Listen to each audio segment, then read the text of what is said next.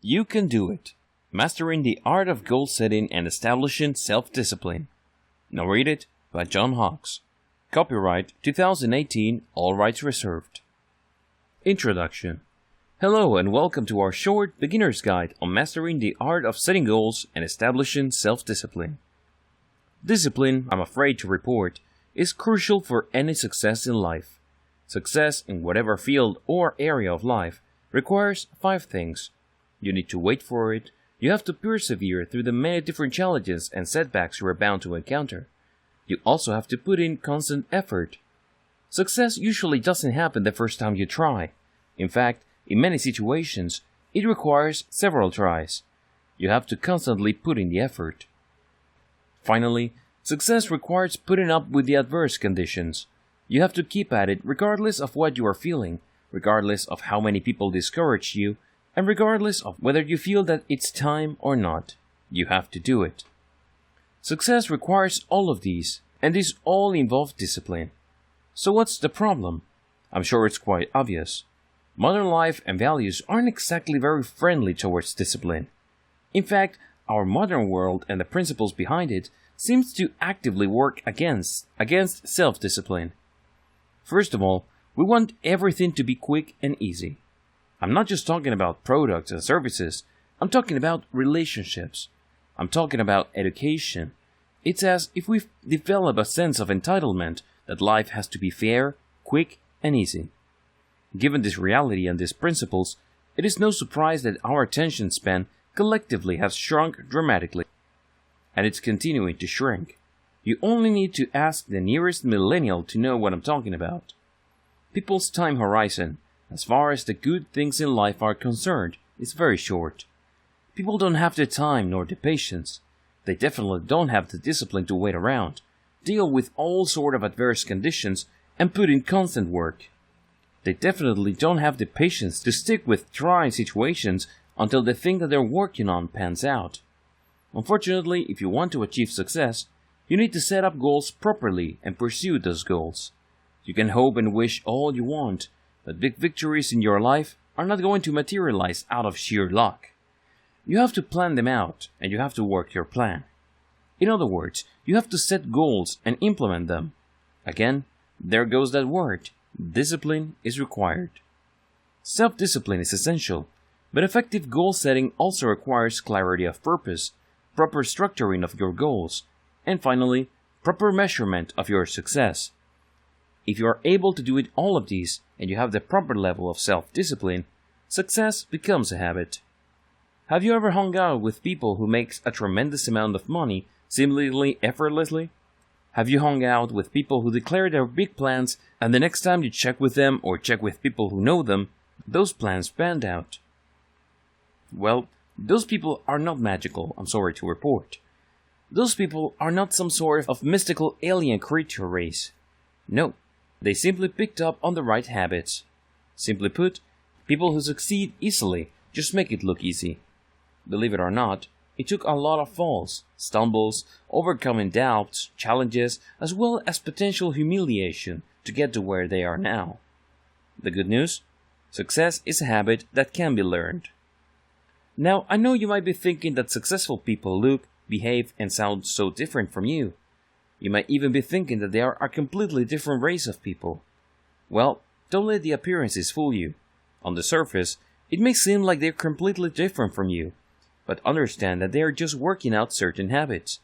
You don't have to be born with those habits. You don't have to be lucky. You just need to commit to learning it. This book will teach you the following. First, you will learn to figure out which goals to set. Believe it or not, the goals you select do have an impact on the success you achieve. Many people fail to achieve the kind of results they are looking for simply because they set their eyes and their minds on the wrong set of goals.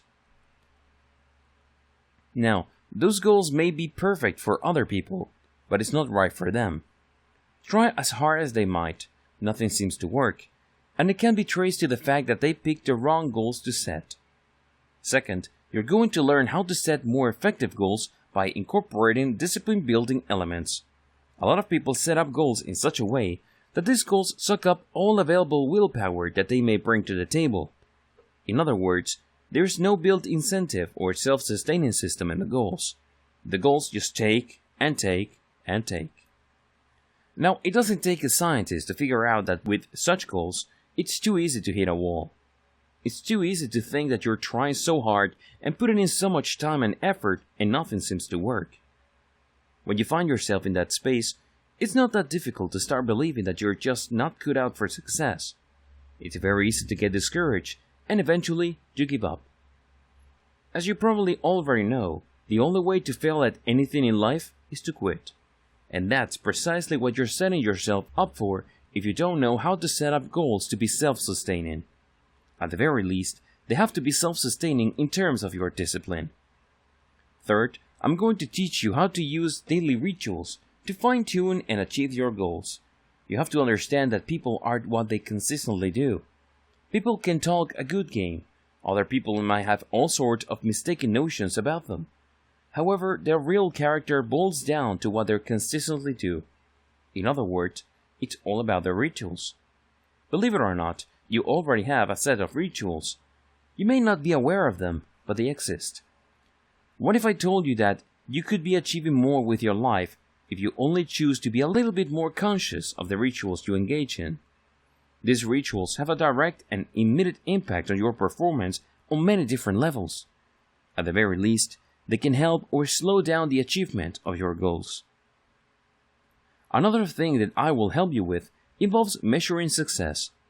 A lot of people sabotage themselves because they choose to measure their success in the wrong way. Now, it's okay to measure your success in terms of ultimate measurements. For example, if you're just starting a business, it's okay to think from time to time about the millions of dollars you could be making. However, if you choose to only use ultimate measurements of success, you're just setting yourself up to lose your drive, motivation and passion in here and now. Don't be surprised if you get so discouraged and demotivated that you just give up. Sadly, people do this all the time. Finally, I will teach you about the signals you need to pay attention to that will clear you to scale up. Please understand that if you want to achieve any kind of success, you cannot stay at the same level. You might be doing things really well at that level. People might talk highly of you, but if you stay at that level and you allow your comfort zone to define what is possible for you, you're going to get stuck.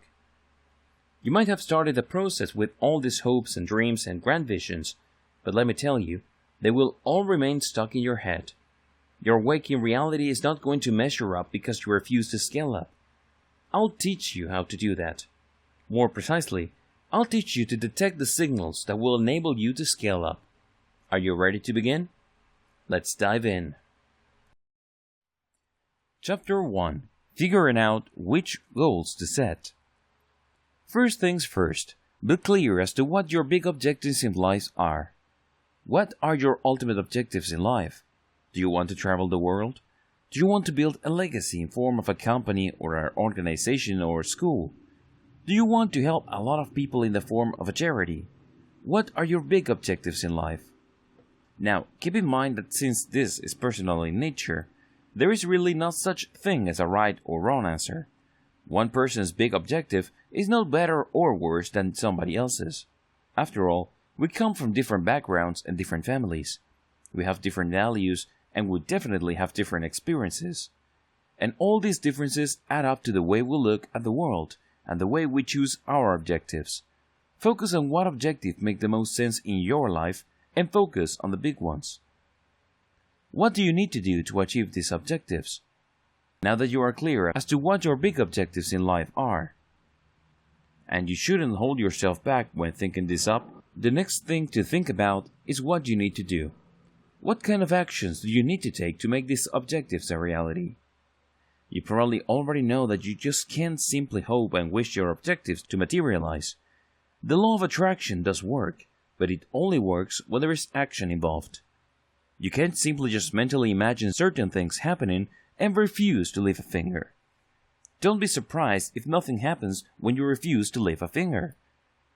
There has to be some sort of objective change in the way you think, as well as the way you talk and act for your desired reality to happen. Accordingly, focus on what you need to do to achieve these objectives. I started you off with the big objectives in your life because I want you to get pumped up about the ultimate reward.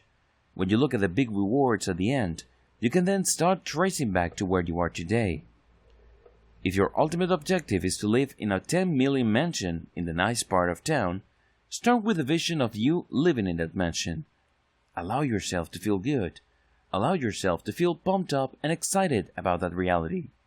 Next, start tracing back in terms of the actions you took from that point to where you are now. You need to do this so you can remain focused on the big objective and maintaining the right level of motivation. However, more importantly, you need to do this backwards progression to create a map in your mind. You end up seeing the clear logical conclusion between the things you need to do in the here and now to achieve a certain future. While we could have easily projected from now to the future, you're more likely to get pumped up and excited when we start the discussion with the reward first. Regardless of how you do it, you should have a rough idea of the logical conclusion between the things that you need to do now and the kind of life you could be enjoying in the future. What could go wrong? Now that I have told you about focusing on your ultimate objectives first and then tracing back, what's the point? Couldn't you just have done it in the same way but projecting from now to the future? Well, you could do that, and that's exactly how many people choose to go about it. The problem is, they end up going around in circles. They really do. It's as if they're just chasing their tails. Day in, day out, they put in all sorts of effort, then try to focus, but nothing seems to happen because they just end up where they began. The reason for this is they lack purpose. The idea that they have seems so fuzzy because it's projected into the future. It's too easy for them to get sucked up by the trials and tribulations of their life in the here and now. In fact, if you ask a lot of people who are working hard for a future, many of them simply lack purpose. They really do. They know that they need to make a change, but they don't know what kind of change. They know that they want a good future for them, or more money, or more opportunities, but they can't quite put their finger on it. This lack of clarity and ultimate purpose clouds people's goal-setting activities.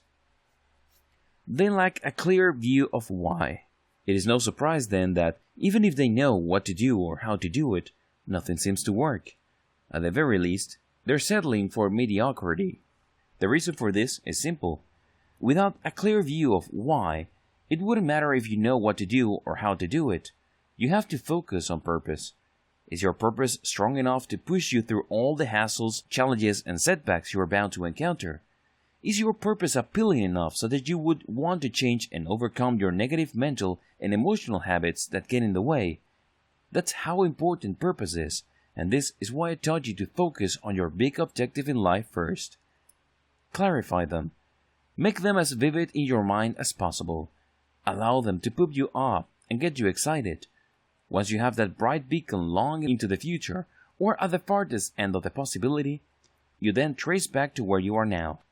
If you trace back realistically, you create not just a direct logical connection between your objectives and your excitement now, but you also create a map on how to get there. Figuring out your goals. This backward progression enables you to establish 3 big things. You figure your big objectives, you become aware of goals that lead to these big objectives, and you also will be able to break down these goals into sub-goals that you can do in the here and now. In other words, you get a realistic mind map that will enable you to get from point A to point B. You get a clear and actionable bridge from how things are to what you would like them to be. This is an exercise in your ability to change and impact your material reality. This is not an empty exercise. This is not just an intellectual speculation. This is real. Set realistic goals. Now, it's very easy to get taken in by your big objectives. It's very easy to think that somehow, some way, you will come up with the right thing at the right time to impress the right people so that the right things happen in your life. Unfortunately, nobody's that lucky. For every mention of the word right, there is a lot of work that needs to be done. A lot of things need to fall into place. And to automatically assume that these things would just happen simply involves an all-abiding belief in luck. Again, nobody's that lucky. It's like asking to be struck by lightning several times at the same spot at the same time. The better approach is to look at the goals between your life as it exists now and the ideal life that you see for yourself in the future. Understand that those goals that you get from here to there aren't just composed of one unchangeable set of goals. There are many alternative goals that prove the stepping stones that enable you to get from here to there. Since you have a choice of different goals, your job right now is to figure out which goals are the most realistic. How do you wrap your mind around this? How do you make sense of this? Well, very simple. You apply the following 5 filters. You ask yourself whether these goals can be supported by the resources you currently have right now, or the resources you can realistically build up. Maybe you can take out a loan, maybe you can get a job, or maybe you can get a second job. Maybe friends and family can help you. Whatever the case may be, don't just focus on the resources you have right now, but also focus on the resources that you realistically can quickly get access to. Next, you have to filter your goals based on whether they truly fit your personal passion or personality. Now, don't be disappointed if you're not currently passionate about something or something doesn't fit your personality now. You might fall in love with it later. You might get used to it. Your mindset might change. If that is a realistic possibility, then your goal can still be realistic. The third filter that you need to apply is whether the goal can be broken down into smaller sub-goals. This is crucial. If a goal cannot be broken down into smaller parts that can be achieved in the here and now, or within a reasonable period of time, with existing or attainable resources, then you have a problem on your hands. Chances are, you're just hoping and wishing. You're probably just daydreaming. Do yourself a big favor and make sure that the goals can actually be broken down into sub-goals that you can take action on or implement right here, right now, or with minimal changes. Next, you have to make sure that the goals that you are pursuing can be placed on a timeline.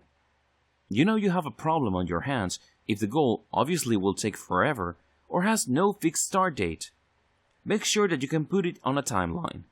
Your timeline is not just a set of annoying deadlines, but instead is actually a measurement of how realistic your goal is. Oftentimes, the big difference between a realistic and an unrealistic goal is that realistic goals can be scheduled. If you show up at the right place at the right time to do the right things, you achieve your goals. Do that enough times and you get closer and closer to your big objective. If that's not possible with your goal, you might be looking at something that's unrealistic.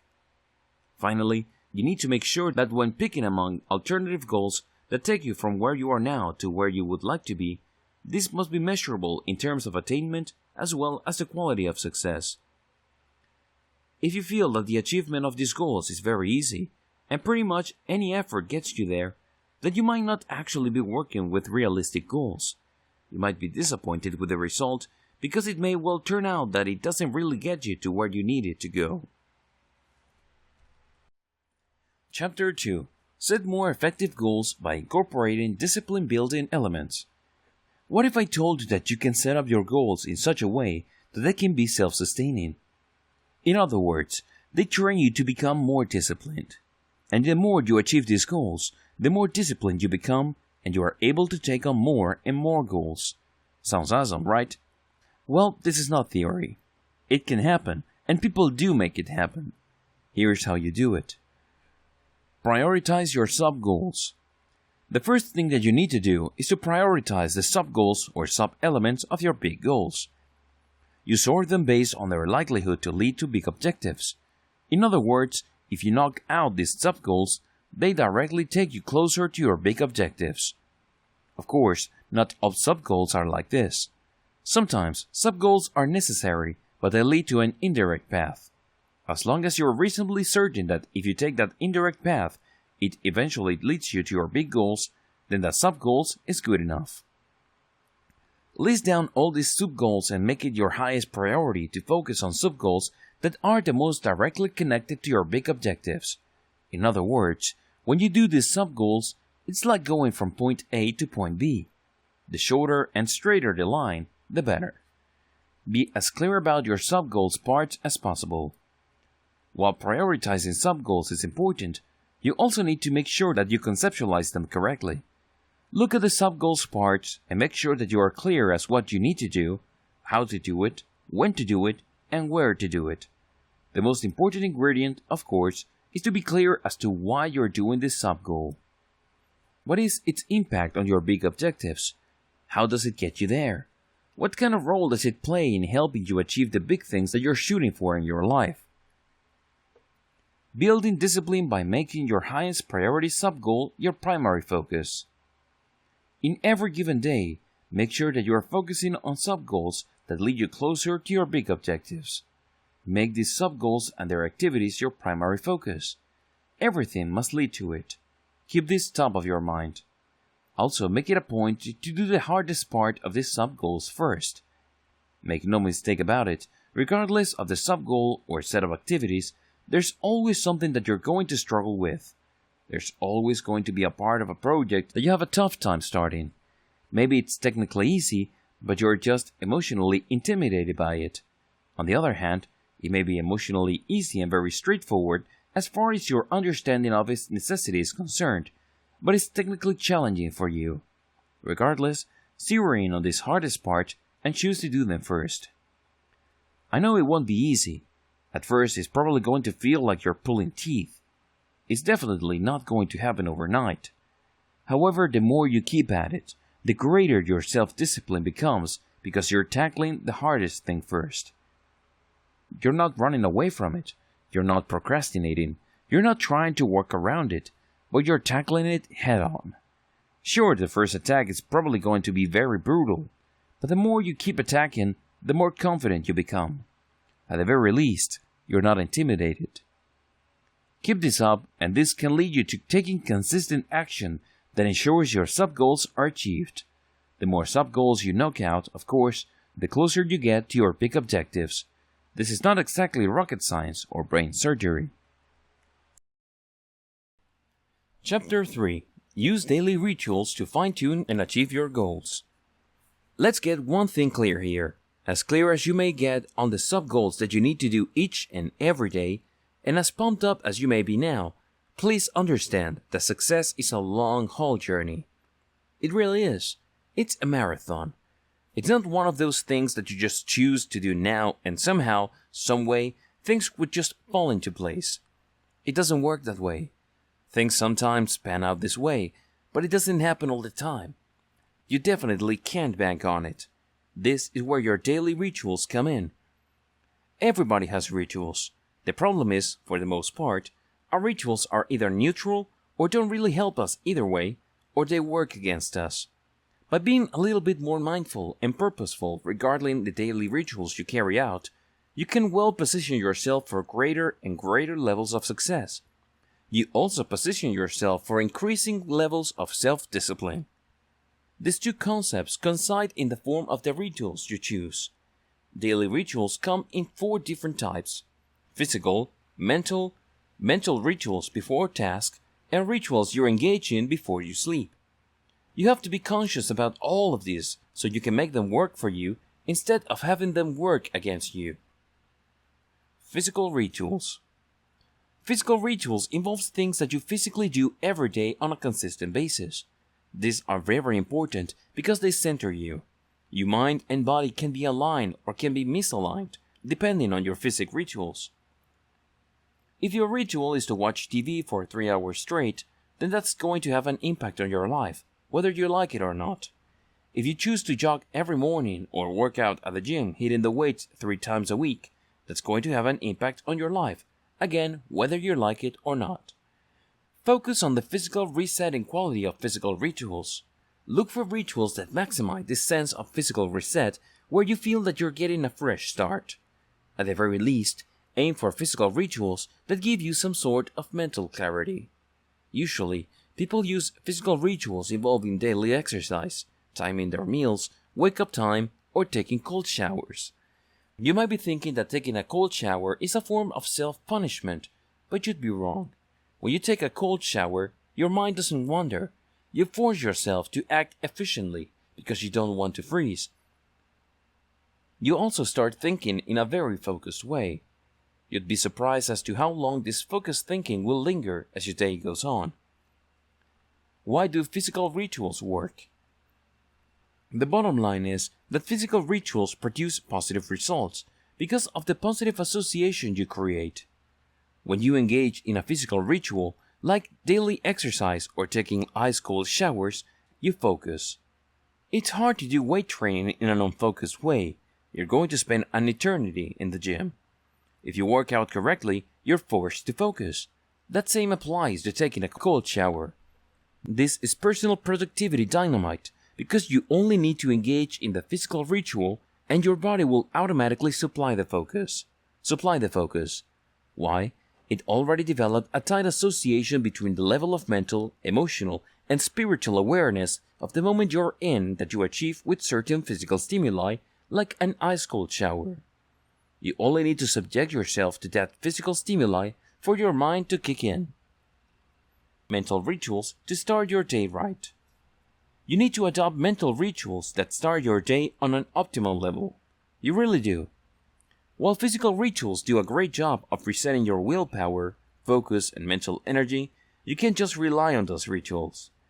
You should also be more proactive as far as your mental activities are concerned.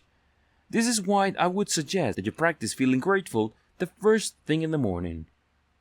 The first few minutes of your waking consciousness every morning should involve you thinking about how lucky you are, thinking about how you've been blessed to sleep through the night. Think about how fortunate you are to have food in your belly, a roof over your head, and nobody sneaking up behind you to plunge a knife into your neck. I know that sounds far-fetched to a lot of people, but you'd be surprised as to how many things you take for granted. Feel fortunate that you don't have to stage 4 brain cancer. Feel grateful for the fact that you're able to breathe comfortably without pain or the need for medication. There are just so many things you can feel grateful for. Why do this? Well, when you feel grateful for something, you humble your mind. You really do. You quiet it. It's no longer about what you need. It's no longer about whether life is fair or unfair to you. Instead, when you allow yourself to feel grateful, you become other-centered. You focus on the objective world, and your relationship to the world then becomes healthier. Consider the flip side. You can choose to be so self-centered that you eventually trick yourself into feeling that the world revolves around you. You might think that that is a very self-empowering way of thinking, but it actually leads to a dead end.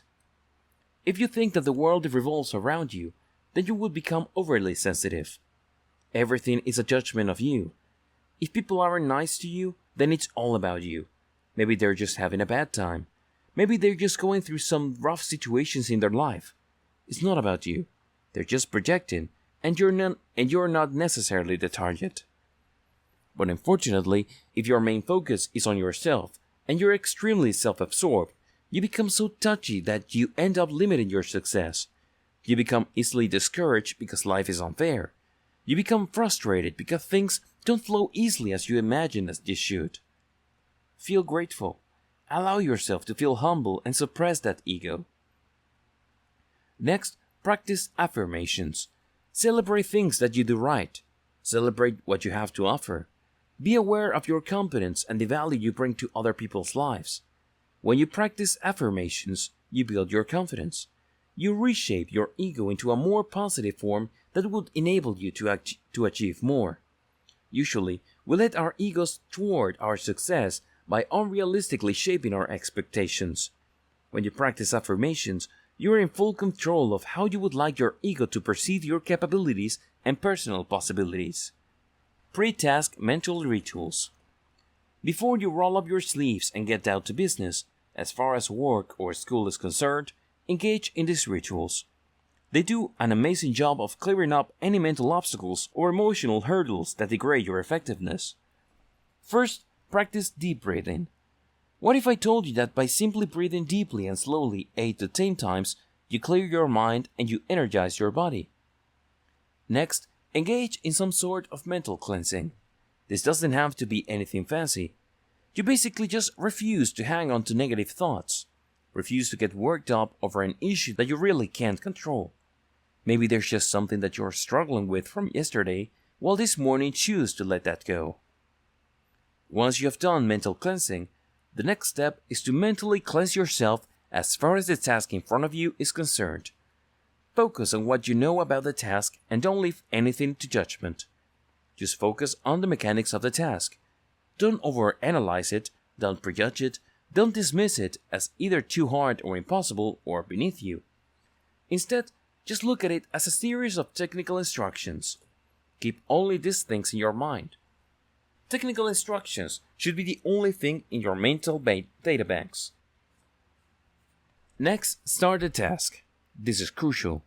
Just decide when to start and don't give yourself any excuses to not start.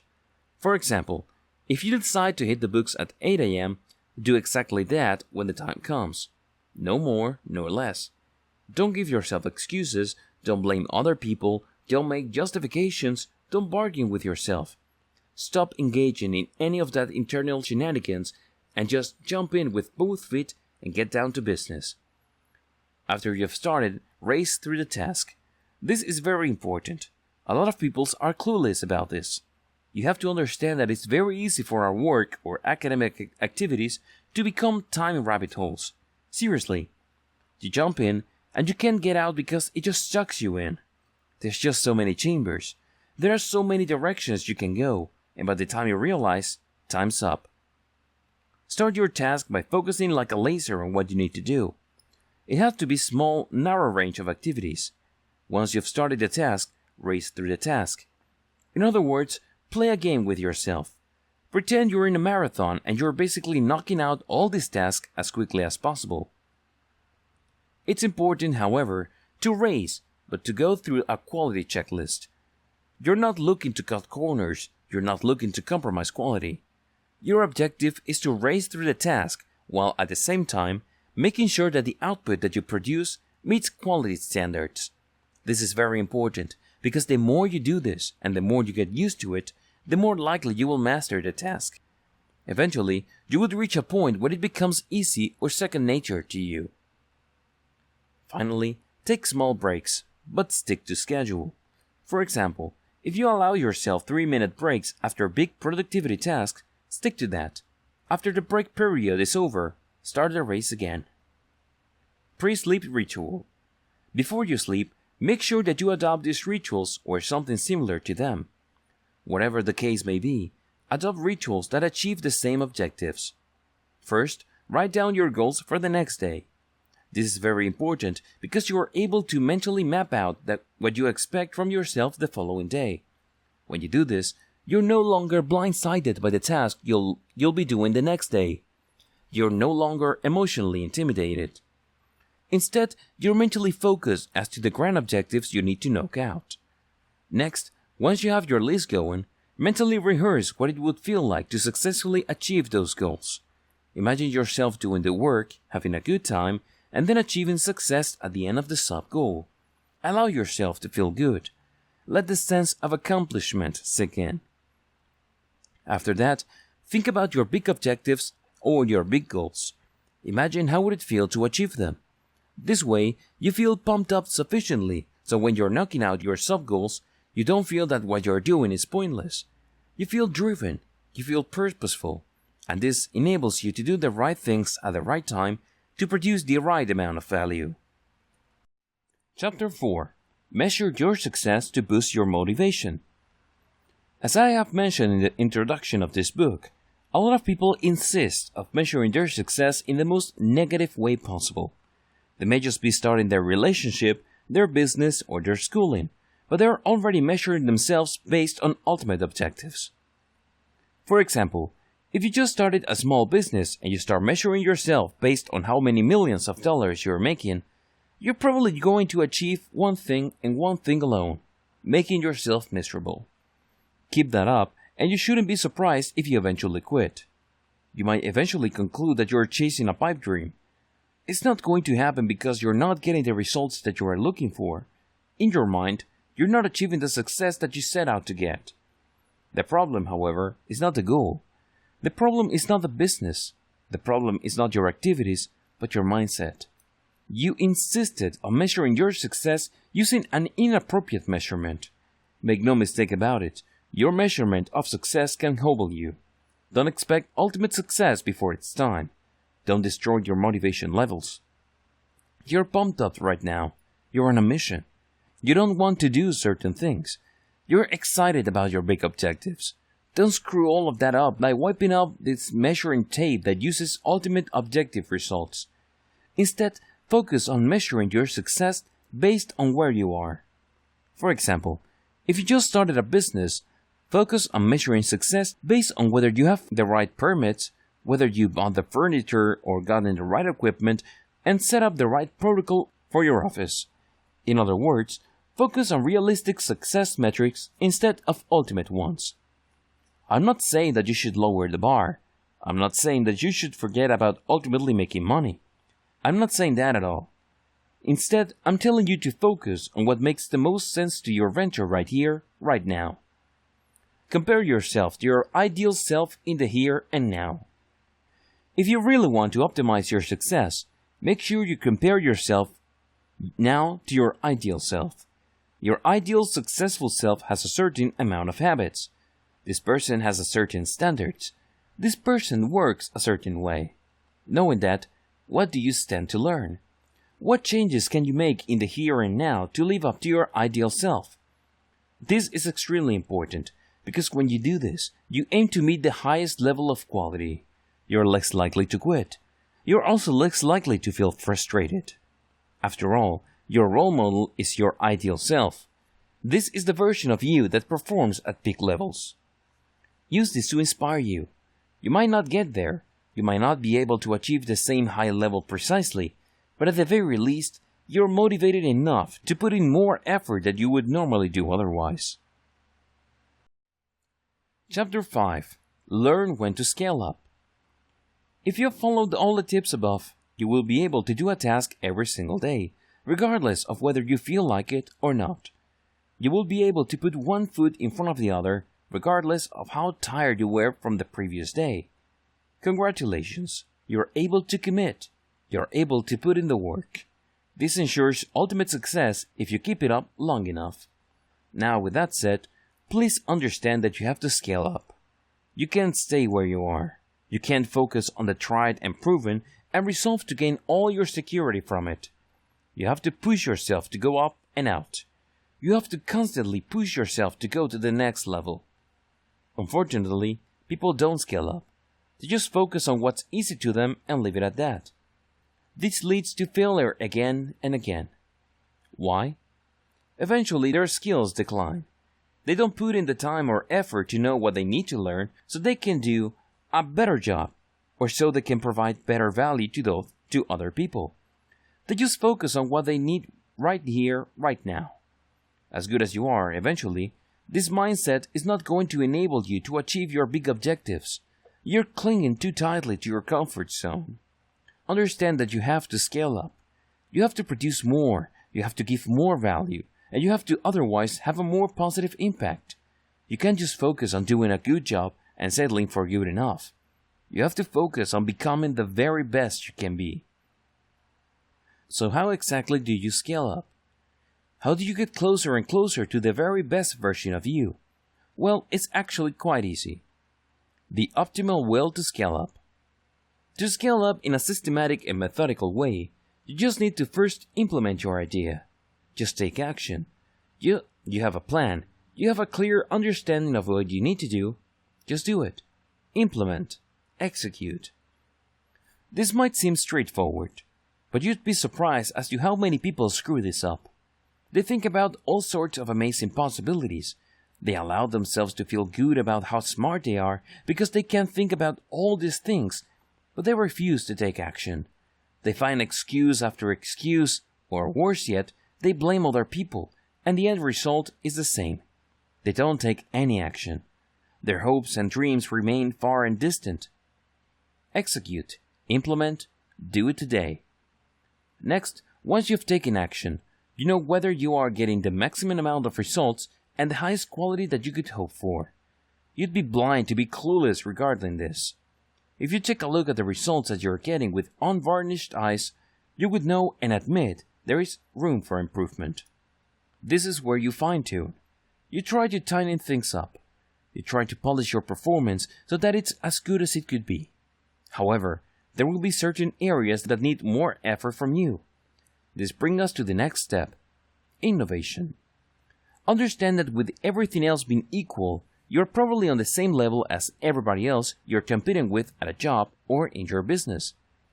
For you to stand out head and shoulders from them, you need to innovate. You need to look at common problems you encounter and come up with something that would save time and resources or produce better quality. If you're able to do this, things become easier. When things becomes easy, make sure you explore other parts of the task you truly master. Once you reach the stage where you know everything like the back of your hand, or you can do things while you're sleeping, this is where you scale up.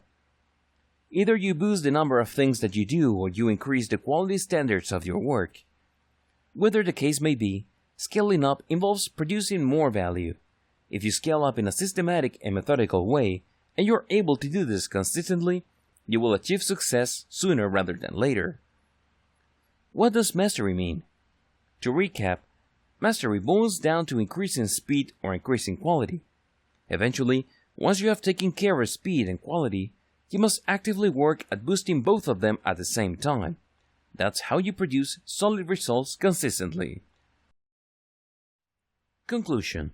Congratulations on making it to the end of this short introductory guide on mastering the art of goal setting and building self-discipline. You may be surprised to know that the majority of people who start something never complete it. Take your time and progress at your own pace. This is not a race. The more you understand and comprehend about building the discipline needed to achieve the goals you set, the better. If you really want to succeed, then everything you do for your life must be with long-term planning in mind. These changes you are making are not meant to be temporary. They're meant to be part of a new lifestyle that you follow. You can't think of self-discipline as simply as something that you add into your day once or twice a week. Setting better goals and achieving them must instead be something that your life is about all the time, and only then you can truly reap the benefits of being self-disciplined. Set the right goals and you will achieve the success you feel you deserve in life. Pick the wrong goals and you have the wrong game plan in achieving those goals, and you will continue to get the same results as everybody else. That's right, you're going to continue to struggle. Please understand that successful people are not different from you. They did not come from some sort of alien or foreign planet. They simply did not get lucky. They were definitely not bred to be that successful. Instead, they're just like you. They learn things. They learn to focus on certain things. That's the big difference between them and you. If they can do it, you can do it too. It's all about learned behavior. The tips and tricks that I've outlined in this book gives you a place to start in learning the things that you need to take your life to the highest level. Stop being frustrated about the kind of life you could have been living. Stop comparing yourself to other people who seem to be more successful than you. Instead, focus on what you can do in the here and now.